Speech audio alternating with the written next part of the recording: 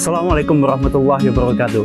Gimana nih kabarnya teman-teman atau sahabat Rumah Sedekah Nahdlatul Ulama yang ada di seluruh Nusantara? Oke, teman-teman semuanya, pada pagi hari ini kami dari tim Rumah Sedekah Nahdlatul Ulama Jawa Timur ingin menyalurkan bantuan kepada masyarakat yang membutuhkan, dan pada pagi hari ini kita akan menyalurkannya. Oke, maka dari itu ikuti kami perjalanan kami bersama tim Rumah Sedekah.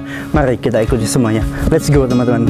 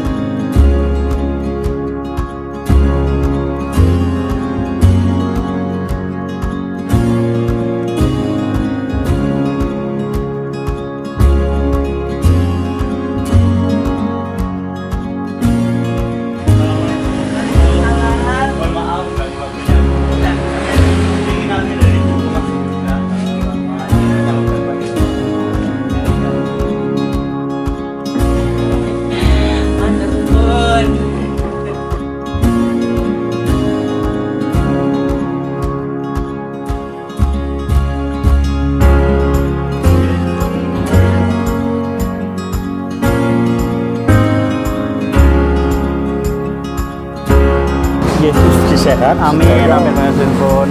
Matur suwun Pak nggih.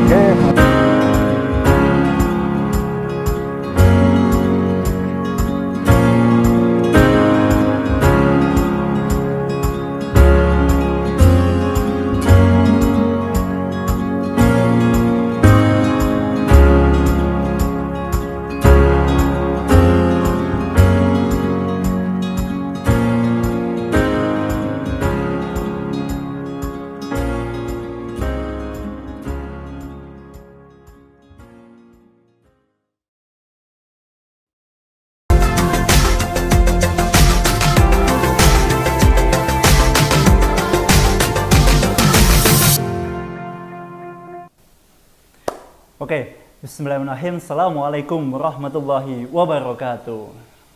Alhamdulillahirabbil alamin wa bihi nasta'in wal umuri dunya waddin. Wassalatu wassalamu ala asyrofil anbiya'i wal mursalin wa ala alihi thayyibin ajmain amma ba'du. Oke, teman-teman semuanya, kembali lagi dalam podcast Ngopi Seni, channel YouTube Rumah Sedekah bersama Bank Jatim Syariah. Oke, pada kesempatan yang penuh dengan bahagia ini, pada kesempatan yang penuh dengan sesuatu yang semangat lah intinya, kita kedatangan tamu yang sangat spesial, yaitu saudara Bapak Edo. Oke, jadi beliau ini adalah seorang pebisnis yang sangat sukses dalam bidang fashion. Tanpa lama-lama kita sambut beliau aja ya teman-teman ya. Ini sangat mungkin teman-teman ini pastinya ya, bukan mungkin lagi, pastinya sudah menunggu kedatangan dari beliau. Maka dari itu langsung saja kita sambut beliau. Assalamualaikum Bapak. Waalaikumsalam warahmatullahi wabarakatuh. Waalaikumsalam warahmatullahi wabarakatuh. Alhamdulillahirrahmanirrahim. Gimana Pak? Sehat? Alhamdulillah. Alhamdulillah. Emang ya jiwa-jiwa pembisnis itu sangat kelihatan gitu Pak ya. Masya Allah. G. Ini sekarang lagi di mana Pak? Kalau boleh tahu. Saya lagi di Malang Pak, di kantor Malang. Lagi di Malang. G. Kalau nggak salah tadi itu saya lihat di profil IG-nya Panjenengan, kan sebelum kita podcast tadi saya sempat melihat-lihat profilnya Panjenengan. Masya Allah, sangat luar biasa Pak. Ini mungkin bisa memotivasi, bisa menginspirasi semua anak-anak milenial khususnya ya di generasi Z ini untuk bisa semangat dalam hal berbisnis itu terutama gitu Mbak. Ini saya ingin mengenal lebih dekat lagi dengan Bapak gitu loh Pak. Bapak itu kalau boleh tahu bisa memperkenalkan diri dahulu Pak. Baik, Assalamualaikum warahmatullahi wabarakatuh. Perkenalkan, nama saya Muhammad Iskandar Zulkarnain Al-Ghazali itu. Biasanya dipanggil Iskandar atau itu. Nah, uh, kebetulan sekarang saya umurnya 36. Jadi saya domisili di Malang, kadang-kadang juga ke Saudi. Saya punya beberapa bisnis, yaitu bisnis fashion, ada umroh haji juga, ada F&B, air minum dalam kemasan, ada properti, ada fintech, dan lain-lain. Mungkin bisa dicek juga di Instagram saya. Jadi saya fokusnya sekarang saya menjadi komisaris utama sebuah holding atau bapak perusahaan yang menaungi usaha-usaha saya tadi. Seperti itu kurang lebih, Pak. Oh gitu. Oh ya. Makasih Pak. Sangat memotivasi ya mungkin buat teman-teman ini pecinta channel YouTube Rumah Sedekah Nahdlatul Ulama ini. Oke Bapak, kalau boleh tahu pengalamannya Bapak ketika pebisnis itu loh, bagaimana Pak? Kan Bapak ini kan mungkin dari keluarganya Bapak mungkin sudah mengenyam pengalaman bisnis, terus Bapak melanjutkan, atau Bapak ini memang yang mengawali dalam hal pebisnis ini Pak? Ya. Oke, jadi alhamdulillah orang tua saya ini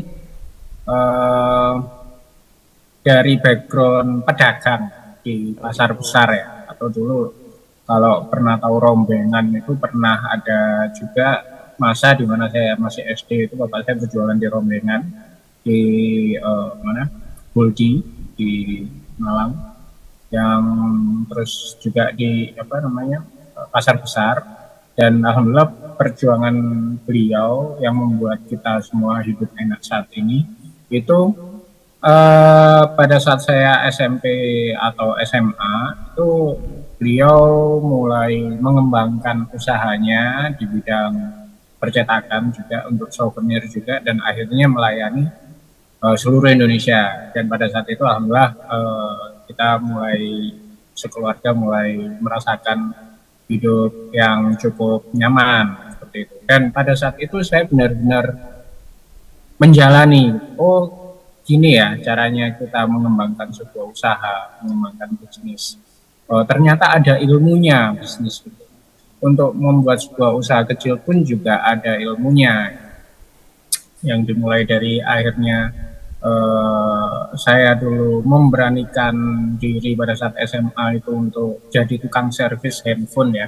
Kalau di Malang dulu ada Sarina, itu saya tukang servis di situ untuk semacam belajar gitu. Gimana sih kita mencari duit, terus gimana sih kita mengembangkan usaha, yang mana akhirnya waktu itu juga cukup berkembang. Bisnis servis handphone saya sampai jualan handphone second juga di counter handphone. Terus ya alhamdulillah terus punya kepikiran untuk bikin toko baju. Terus ya alhamdulillah toko bajunya juga sekarang mensuplai seluruh Indonesia, termasuk di Tanah Abang, yang juga resellernya juga di seluruh Indonesia, yang alhamdulillah sekarang juga afiliator di TikTok juga banyak, di Shopee juga, di marketplace juga banyak. Nah, untuk ngomongin bisnis ini nanti jadinya panjang sih. Cuman pesan saya untuk bisnis ini nggak ngawur. Jadi ada ilmunya, ada step by stepnya gitu. Ada penelitiannya, dan penelitian itu tadi sudah didokumentasikan dalam buku atau diajarkan di kampus-kampus atau di YouTube sebenarnya juga banyak. Jadi ikuti itu saja, nggak usah yang terlalu aku ingin begini, aku ingin begitu terus ngarang sebuah aktivitas bisnis, tapi ikuti panduan yang sudah ada. Itu Pak. Ya, oke Pak. Makasih Pak ya. Untuk selanjutnya gini Pak, kita ini kan dalam fokusnya dalam bidang fashion ya, yang ingin saya tanyakan itu. Mungkin dalam bidang fashion ini kan Bapak ngambilnya hijab Pak ya, kalau nggak salah. Betul Pak ya? Ya, betul, dalam betul. bidang hijab. Ini kan kalau hijab ini kan identik dengan perempuan Pak ya. Nah ini kenapa Bapak kok mengambil bidang fashion gitu? Yang hijab terutama. Di fashion ini sebenarnya dulu awalnya adalah karena ide istri saya ya. Jadi sebelum saya menikah itu saya nanya ke istri, pengen bisnisnya apa? Gitu. Karena memang saya mengharapkan istri saya juga memiliki bisnis ya, jadi Ya. bisa semacam apa mengembangkan jiwa-jiwa bisnis dalam dirinya. Akhirnya saya aja berbisnis. Nah, waktu itu idenya adalah baju muslim karena sebelumnya memang saya kan pernah pernah jadi model kecil waktu masih kecil itu model hijab gitu. Terus juga suka fashion, akhirnya terjunlah ke dunia fashion hijab seperti itu awalnya. Dan kenapa kok sampai sekarang masih bertahan ya karena ada sisi apa ibaratnya syiarnya gitu, ngajak orang untuk berhijab. Dan saya mau berjualan baju dengan harga yang relatif murah atau sangat murah sekali, harganya cuma 10.000 per baju Oh, itu. Ya, ya. gitu kan. Oke. Ini mohon maaf, Pak. Ini saya manggilnya Pak atau Mas ini? Saya manggil Pak, Mas kelihatannya aja. Bapak masih sangat muda gitu loh. Iya, mas aja. Kalau boleh tahu umurnya berapa, Pak? Saya 36. Oh, 36. Hmm. Ya. Untuk saudara-saudaranya Bapak itu apakah juga pebisnis atau bagaimana? Ya, jadi untuk kakak saya itu eh, pengusaha juga di bidang apa, konveksi juga. Itu sekarang sedang mengembangkan bisnis bersama suaminya. Kalau saya sendiri sama istri saya itu tadi mengembangkan bisnis yang sudah saya sebutkan tadi. Untuk adik saya ini dokter. Oh, gitu. Jadi Ya, ya. memang apa background usaha yang ada di abah saya ini memang dulu apa berawal dari kebutuhan ya, lalu mencoba untuk usaha, lalu belajar abah saya, di mana saya mengikuti apa namanya kejadian itu gitu. Saya udah SD dan benar-benar mengikuti langkah-langkah yang dilakukan orang tua saya. SMP itu pun juga saya masih membantu ya, bantu orang tua dalam hal desain desain desain menggunakan komputer ya, desain grafis. Waktu itu saya pakai Corel Draw dan Photoshop, dan akhirnya bisa besar. Dan itu saya ngikuti langkahnya semuanya, sehingga banyak ilmu yang memang saya dapatkan dari pengalaman abah saya karena saya ngikuti semuanya perjalanannya abah saya, mulai dari membangun bisnis, belajar kontrak bisnis, terus kerjasama dengan supplier, kerjasama dengan buyer, melakukan perencanaan keuangan, financial engineering, itu terus mengelola keuangan secara syariah, itu pun juga semuanya saya pelajari dari abah saya. Oh, gitu. Ya, Pak. Mohon maaf, Ya, tadi dari penjelasan Bapak yang awal tadi, saya dengar itu eh, apa namanya fashion itu 10 ribuan, Pak ya? ya. Ya, 10 ribuan. Itu maksudnya bagaimana, Pak? Detailnya itu bagaimana? Karena kan sekarang ini kan anak zaman sekarang mungkin carinya yang murah tapi kualitasnya bagus. Nah, itu bagaimana, Pak? Detailnya itu seperti apa itu 10 ribu? Ya, jadi yang 10 ribuan itu tadi dress ya, dress itu kayak baju daster. Nah, Ya, baju daster ini kok bisa harganya 10.000? Karena kita produksi dari kain hasil sisa dari kita bikin baju bagus ibaratnya. Nah, sisa itu dikumpulin dengan motif yang sama, akhirnya sisa itu tadi kita jadikan bahan belajarnya untuk teman-teman, rekan-rekan yang belajar jahit. Nah, gitu. Jadi kita punya komunitas penjahit yang cukup besar di Jawa Barat. Nah, komunitas penjahit tadi juga merekrut rekan-rekan baru atau anggota baru yang pengen belajar jahit juga. Nah, akhirnya kita ajarin. Nah, mereka belajarnya adalah menggunakan kain-kain yang sisa tadi untuk dijadikan sebuah baju. Nah, karena kainnya ibaratnya kan nggak kulaan ya, jadi ya kain tanpa modal. Nah, akhirnya 10.000 tadi untuk dipakai untuk jasa produksi yang dilakukan oleh teman-teman rekan-rekan anggota yang masih baru belajaran tadi. Jadi memang harganya murah, dasternya, dan kualitasnya cukup lah, cukup bisa diterima lah oleh market kayak gitu. Walaupun ini masih cuman dijahit aja ya, nggak pakai dioperasi, itu cukup lah. Ibaratnya kalau dipakai sebulan 2 bulan terus sudah nggak bagus lagi, dijadiin keset atau lap itu masih inilah, masih berfungsi lah kayak gitu ya. Tapi alhamdulillah sampai sekarang masih banyak yang dipakai untuk kegiatan harian, untuk di rumah atau tidur kayak gitu. Itu masih banyak sekali dan masih sangat laku sekali. Itu beberapa produk unggulan kami ya, yang harga 10.000 tadi, yang sangat murah sekali tadi. Dan juga kita perbesar volume penjualannya karena membantu banyak orang yang pengen belajar jahit tadi, Pak. Hai Sobat Barokah, kini kamu bisa melakukan pembayaran dengan virtual account Bank Jatim di aplikasi Opopart. Caranya, buka aplikasi Opopart, pilih produk yang kamu inginkan, masukkan alamat penerima dan pilih jasa pengiriman, kemudian pilih cara bayar dengan virtual account Bank Jatim. Gampang banget kan? Yuk unduh aplikasi Opopart di handphone kamu, transaksi semakin mudah dan barokah di Bank Jatim Syariah.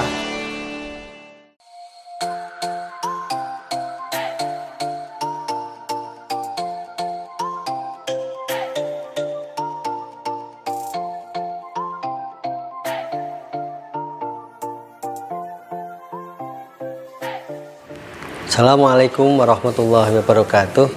Monggo para santri, para kiai, para aktivis, para pengabdi minum madu berkah songo-songo yang diproduksi oleh Pesantren Takhfidz Mambaul Ulum dan Rumah Sedekah Nahdlatul Ulama bersama dengan mitra. Insya Allah dengan ikhtiar ini kita bisa menjadi lebih kuat, lebih sehat di dalam memberikan pengabdian terbaik kepada umat.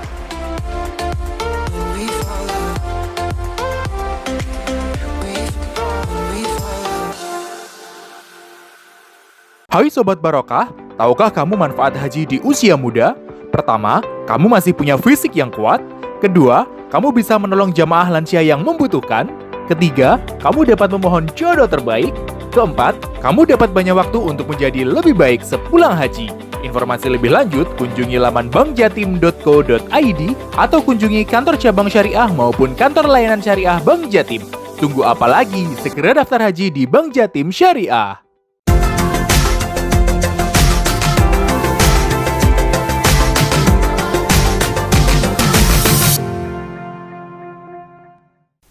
Oke teman-teman semuanya, kembali lagi dalam podcast Ngopi Seni dalam YouTube-nya Rumah Sedekah Nahdlatul Ulama bersama Bank Jatim Syariah. Oke teman-teman semuanya, kita lanjutkan ya untuk pembahasan kita mengenai bisnis fashion ini khususnya.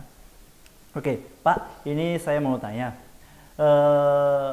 untuk target pasarnya, apakah itu memang untuk ibu-ibu atau yang perempuan yang milenial atau bagaimana Pak? Atau ada target pasar yang lain? Atau customer segment itu kami ada banyak Pak, mulai dari ibu-ibu, terus mahasiswi, terus emak-emak metik, oh ya, yang naik motor sen kiri belok kanan. Nah itu ibu-ibu PNS, terus ibu-ibu guru, ibu-ibu dosen, ibu-ibu pengajian itu juga kami pisahkan menjadi customer segment sendiri. Karena apa? Kok kita memisahkan target pasar itu tadi jadi banyak sekali. Karena cara komunikasi dengan mereka itu berbeda-beda. Contohnya untuk mama motoran tadi ya. Nah itu yang efektif ya, kita pakai banner, ditaruh depan toko, akhirnya mereka lihat dan mereka penasaran kayak gitu. Akhirnya mungkin mereka mencari di internet tentang apa yang kita jual. Nah atau ya mereka disuruh aja, dikasih tulisan aja, jual daster 10.000, nah kayak gitu. Itu biasanya mereka akan penasaran. Nah ini berbeda cara, berbeda konsep dengan kita memasarkan kepada ibu-ibu pengajian. Kalau ibu-ibu pengajian itu kita biasanya pakai proposal untuk ditawarkan kepada kepala pengajian atau kepala PKK-nya atau yang ngurusi ibu-ibu pengajian itu tadi, ditawarkan, Bu, ini Bu bisa pesan seragam untuk seragam pengajian yang ada di kampungnya itu supaya beli baju di tempat kami atau ndak no atau apa namanya bikin itu sesuai dengan sukanya seragamnya yang kayak gimana. Soalnya itu kampung sebelah itu juga bikin di kita loh Bu. Itu bikinnya yang kampung sebelah itu harganya 200.000 loh Bu per orang Bu. Masa kalah Bu sama kampung sebelah gitu. Ini ada yang harga 220.000 atau 225.000. Mau pilih yang mana kayak gitu. Itu sih perbedaan customer segment juga membuat perbedaan juga cara apa menawarkan produk kita kepada customer segment tersebut gitu Pak. Ya. Kalau suka dukanya Pak ketika menghadapi konsumen itu bagaimana Pak? Dukanya aja dah, dukanya. Mungkin kan mak-mak tadi yang Bapak sampaikan, mak-mak mungkin agak apa ya, agak kurang respect dengan bisnisnya Bapak tentang hijab dan lain-lain atau bagaimana Pak? Iya, jadi karena sebenarnya saya pertama kali punya bisnis hijab ini kan punya visi ya. Visi saya menghasilkan produk yang terjangkau dengan kualitas yang sesuai dengan harga yang bisa diterima oleh market dalam skala luas. Nah masalahnya itu tadi ternyata menimbulkan masalah baru Pak. Masalah barunya adalah penjahit-penjahit jadinya nggak tangguh apa namanya, nggak laku kayak gitu karena beli baju di tempat saya aja udah murah. Harga katakanlah 50.000 udah dapat atasan bawahan yang sudah cukup nyaman dan cukup bagus yang dipakai untuk kondangan aja nggak malu-maluin gitu Pak. Nah itu akhirnya yo banyak orang yang mungkin kehilangan pekerjaannya ya mungkin. Yaitu dulu saya tahun 2019 insya Allah itu pernah gedung saya dibakar Pak. Oh gitu. Sama oknum lah ibaratnya.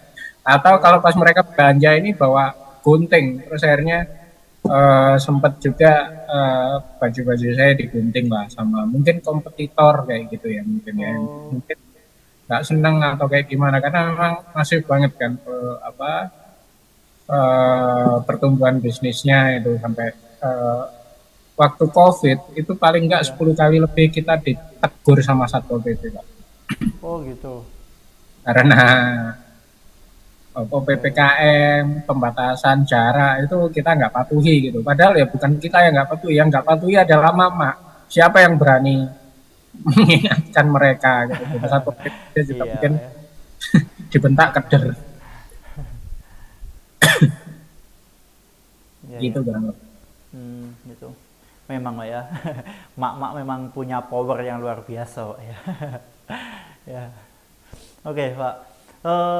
Mungkin tanggapan Bapak ketika ada permasalahan seperti itu, mungkin tadi yang bajunya digunting, yang dibakar dan lain-lain, apakah itu menimbulkan Bapak menjadi putus asa atau masih ada power lain, semangat lain gitu Pak, yang menjadi motivasi Bapak untuk terus melanjutkan bisnisnya itu apa Pak ya?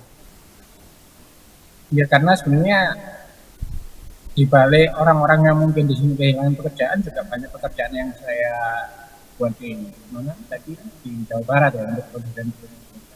Akhirnya waktu itu kita mengadakan semacam kayak gini, bikin baju itu kita setting kepanjangan gitu Pak, biar akhirnya mereka motongin gitu, tukang jahitnya akhirnya kayak berbagi rezeki gitu sama tukang jahit lokal kayak gitu.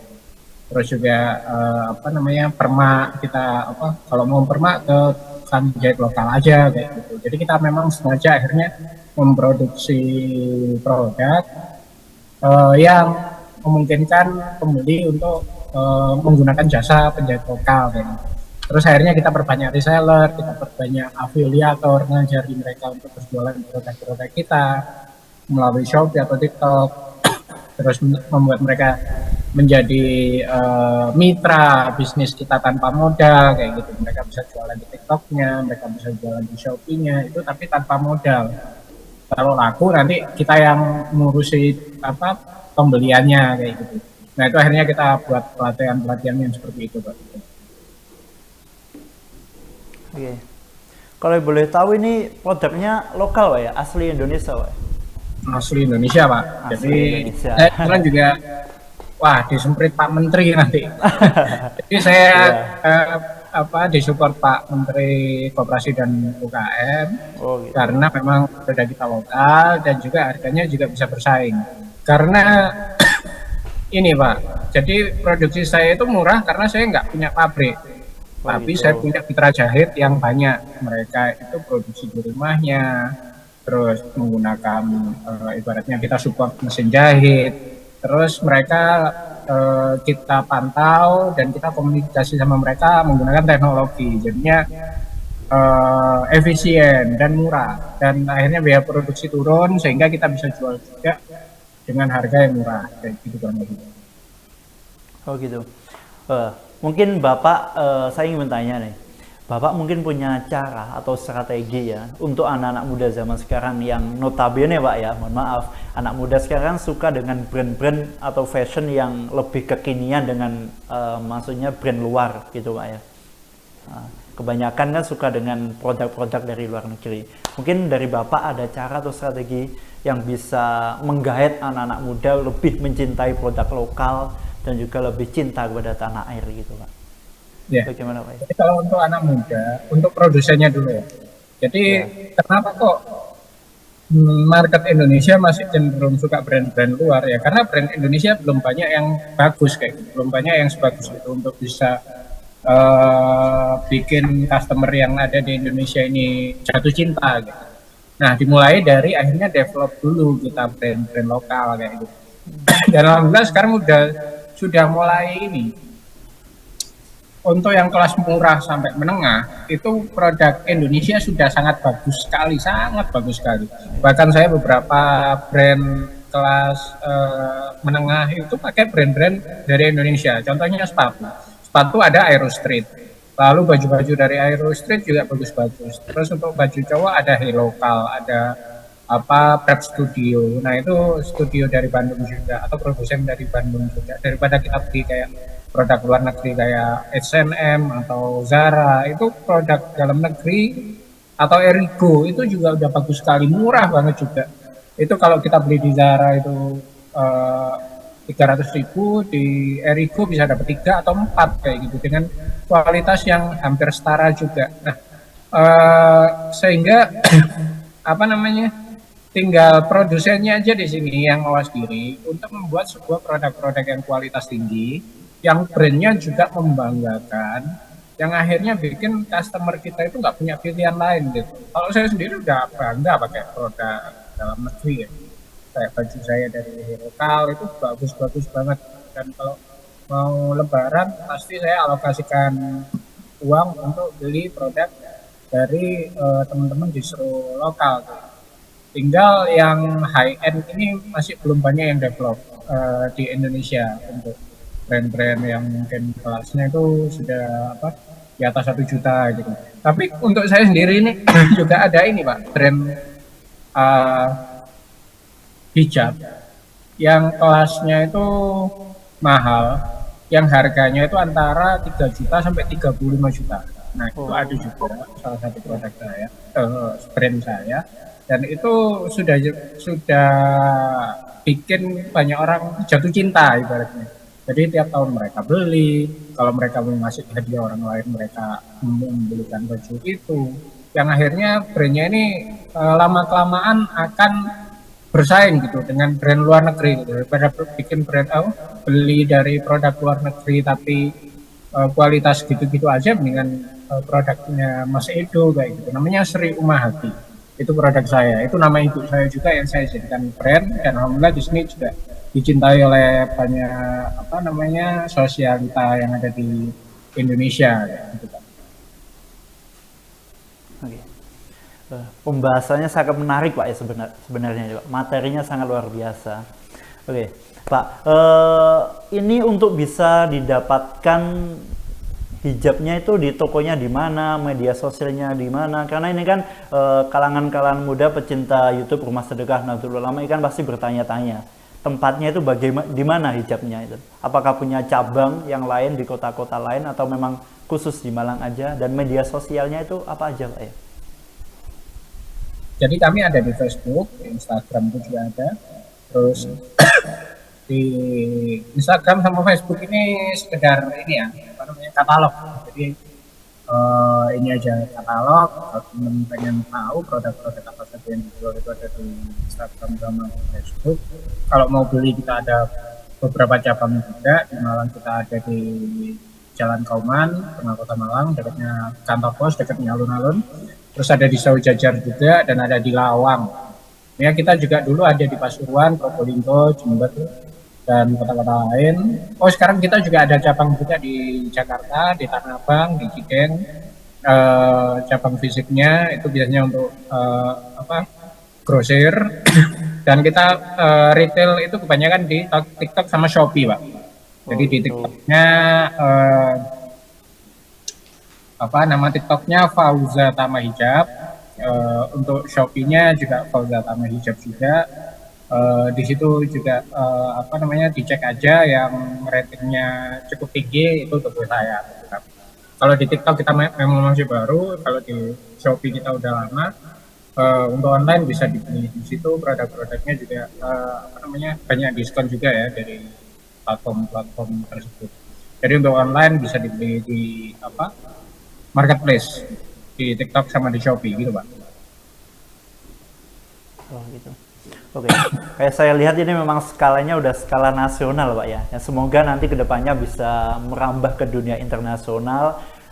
Amin. Dan mungkin teman-teman semuanya yang menginginkan hijab dan lain-lain bisa langsung cek aja di Instagramnya Fauza Tama gitu. Oke, Pak. Ini kan kami dari channel YouTube Rumah Sedekah Nahdlatul Ulama, ya Pak ya. Saya ingin menanyakan perihal makna sedekah itu seperti apa, Pak ya, menurut panjenengan gitu. Iya. Jadi yang diajarkan oleh orang tua saya itu kita perlu membangun fondasi di dunia dan di akhirat, Pak. Kalau ya di akhirat kita bisa berdoa, terus kita bisa melakukan ibadah sunnah dan lain-lain. Dan juga kita bisa membangun fondasi di dunia dengan sedekah itu tadi, Pak. Kebetulan juga kami punya anak perusahaan namanya itu Tijame, yaitu air minum dalam kemasan kayak gini contohnya. Oh gitu, ya. Dan ini adalah perusahaan yang kami develop, yang seluruh keuntungannya itu dipakai untuk bangun masjid jame yang ada di alun-alun itu, Pak. Oh gitu, ya. Ya. Dan itu kita kerjakan sudah kurang lebih 14 tahun. Dan saya tidak mendapatkan memang sengaja untuk tidak mengambil keuntungan Rp1 pun dan meminta bayaran Rp1 pun dari usaha yang kami develop tadi. Semua dipakai untuk membangun masjid dan juga mengumrohkan para marbot yang ada di masjid Jame itu tadi. Alhamdulillah sampai sekarang juga masih belajar dan terus berkembang. Semoga bisa menjadi manfaat yang lebih luas lagi seperti itu, Pak. Jadi balik lagi, esensi dari sedekah itu tadi ya kita bangun manfaat untuk pondasi di dunia dan akhirat. Dan kami memang diajarkan oleh orang tua kami untuk selalu memikirkan orang lain melalui sedekah seperti itu, Pak. Oke. Ya, mungkin dari sedekah itu mungkin ada cerita pengalaman dari Bapak setelah sedekah, mungkin ada keajaiban dalam kehidupan Bapak atau yang lain. Itu mungkin ada, Pak, bisa ceritakan pengalaman. Waduh, kalau pengalaman kayak gitu hampir setiap hari gitu. Oh gitu, Pak ya. Jadi gini sih, kalau pengalaman keajaiban seperti itu sebenarnya lebih ke pengalaman spiritual ya. Jadi ibaratnya kayak gini, Mas. Kalau kita sedekah, terus bersedekah itu tadi memberikan dengan ikhlas, dengan sudah nggak mikir apa-apa, udah ibaratnya ikhlas gitu aja. Itu biasanya itu kita lebih fresh gitu ya, kondisi itu lebih fresh, lebih bahagia, lebih semangat untuk mencari materi yang lebih besar lagi supaya bisa bersedekah lebih banyak lagi dan lain-lain. Nah, pada saat semangat itu tadi, itu ada aja rezekinya itu bukan berupa fisik materi, tapi lebih ke ide-ide yang membuat kita itu punya semacam ide gitu untuk bikin bisnis kita jadi lebih maju lagi, lebih besar lagi, monetisnya lebih kenceng lagi, ide bisnis model baru, ide untuk mengembangkan pasar, ide-ide untuk strategi-strategi bisnis, ide itu muncul aja secara terus-menerus, sehingga kita perlu kayak apa ya, memetakan itu tadi kita punya ide apa aja ya, terus kita tulis, dokumentasikan, menjadi sebuah perencanaan bisnis yang akhirnya kita bisa eksekusi dan bisa jadi besar dan bisa jadi lahan sedekah yang lebih besar lagi. Contohnya waktu itu mungkin ada satu cerita itu dari apa saya, waktu ada pengajian di mana gitu, terus ada kiai itu bilang, tak doain kamu bisa ngajak umroh banyak orang, nah kayak gitu. Nah doa itu coba diterjemahkan oleh abah saya, terus akhirnya ketemulah sebuah kesimpulan, kalau pengen ngajak umroh banyak orang, alangkah lebih baiknya kalau kita punya travel umroh kayak gitu. Dan akhirnya dipelajari lah gimana caranya bikin travel umroh, gimana legalnya yang harus dipenuhi, gimana modalnya berapa, terus gimana caranya. Akhirnya dipelajari, pula nanya-nanya ke orang-orang yang sudah senior dan lain-lain. Akhirnya kita punya travel umroh sekarang, Fauzatama Umroh namanya, itu yang jadi background saya. Dan kita belajar terus gimana caranya supaya pelayanan umroh ini baik, dan akhirnya kita bisa ibaratnya apa, mendapatkan rezeki lebih besar dan juga ngajak orang-orang lebih banyak untuk bisa umroh. Gara-gara kalimatnya Pak Kiai itu tadi, Pak Kiai Baidowi Muslim yang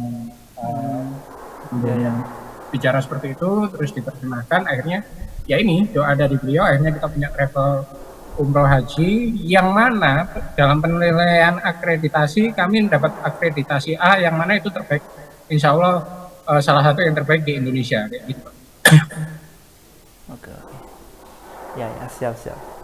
Oke, ini pembahasannya sangat menarik ini, mulai dari bisnis tentang dunia akhirat, dunia dan lain-lain lah, intinya sangat luar biasa sekali. Dan juga pematerinya juga sangat luar biasa. Terima kasih Pak ya meluangkan waktunya telah hadir di podcast ini. Semoga Bapak bisa mendapatkan menambah kekuatan dan juga rezekinya bisa lancar, barokah dunia akhirat, gitu Pak ya. Oke. Sebelum saya tutup ini Pak, mungkin ada closing statement dari Bapak untuk anak-anak muda di zaman sekarang inilah, yang bisa menyemangatkan kita semuanya untuk terus berusaha dalam kehidupan gitu Pak. Baik. Jadi mungkin pesannya dikit aja. Jadi teman-teman, niatkan semuanya menjadi ibadah, termasuk kita bisnis, termasuk kita menjalani kehidupan kerja sehari-hari, itu niatkan menjadi ibadah. Karena kalau nggak diniatkan jadi ibadah, kita cuma capek aja gitu. Kerja itu cuma dapatnya capek, ya dapatnya uang aja gitu, tapi nggak dapat pahala atau nggak ada sisi-sisi nilai-nilai ibadah yang kita juga dapatkan.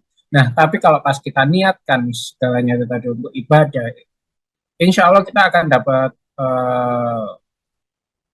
ide-ide, kesegaran pikiran, ketenangan hati untuk menjalankan pekerjaan tadi, dan insya Allah dimudahkan sehingga kita bisa membangun manfaat yang lebih besar lagi melalui kerjaan-kerjaan yang kita kerjakan. Sebenarnya ini sih saya ngutip dari Gus Sodik ya. Kemarin juga ngomongin tentang hal ini, saya ulang lagi di sini akhirnya. Mungkin itu sih Pak. Ya. Oke. Tuh teman-teman, jangan lupa ya, niatkan semuanya untuk ibadah. Kalau nggak dengan ibadah nanti kita dapatnya cuma capek gitu. Memang betul. Sangat luar biasa sekali. Dan terima kasih Pak telah meluangkan waktunya. Sekali lagi mohon maaf apabila ada salah-salah kata dari saya, perbuatan saya mungkin menyinggung Bapak dan lain-lain. Sekali lagi terima kasih, mohon maaf. Dan untuk teman-teman semuanya, jangan lupa untuk selalu stay di YouTube kami, di YouTube Rumah Sedekah Nahdlatul Ulama bersama Bank Jatim Syariah, dan kita akan ketemu lagi di Rabu depan tentunya dengan pemateri-pemateri yang sangat luar biasa yang bisa menginspirasi kita, yang bisa memotivasi kita untuk selalu berbisnis dan lain-lain dalam menjalani kehidupan sehari-hari. Oke, terima kasih Pak ya, mohon maaf. Semoga Bapak juga selalu diberikan keberkahan, kesuksesan, lancar semuanya. Amin, amin ya rabbal alamin. Terima kasih. Wabillahi taufiq wal hidayah, wa ridha wal inayah. Wassalamualaikum warahmatullahi wabarakatuh.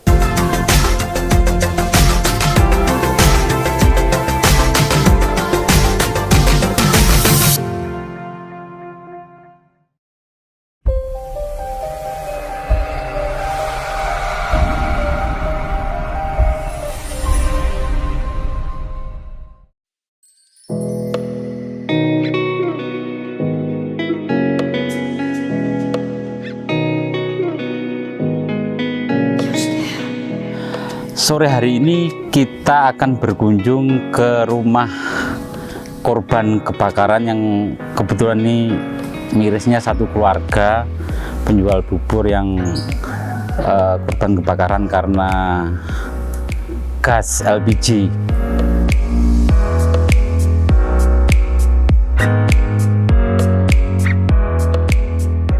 Pas kena pada api tiba-tiba gitu, kaget terus lari. Enggak, digendong ayah. Digendong sama ayah? Mana ayah? Namanya siapa ayahnya? Iwan siapa yo? Karena memang ada teman-teman, ada media, ada Pak Agus, ada pengusaha dan lain sebagainya. Itu titipan ini dari Unisma, tidak sangat banyak tapi moga-moga bermanfaat. Paling tidak ini bisa untuk memulai usaha baru. Dan nanti juga ada tambahan dari teman-teman dari Pak Agus ini, moga-moga ini bermanfaat. Dengan terima kasih.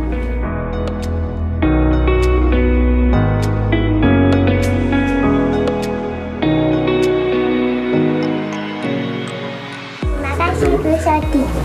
Salim. Yang kita berharap semoga itu bisa bermanfaat, dan yang paling penting bantuan ini bisa menumbuhkan semangat yang bersangkutan untuk kembali bangkit, bekerja, bangkit untuk mencari bekal untuk ibadah kepada Allah Subhanahu wa Ta'ala. Pesan yang terakhir, kita semua jangan pernah lelah berbuat kebaikan, karena kebaikan itu tidak akan pernah lekang oleh zaman. Terima kasih. Wallahumma muwaffiq ila aqwamit thoriq.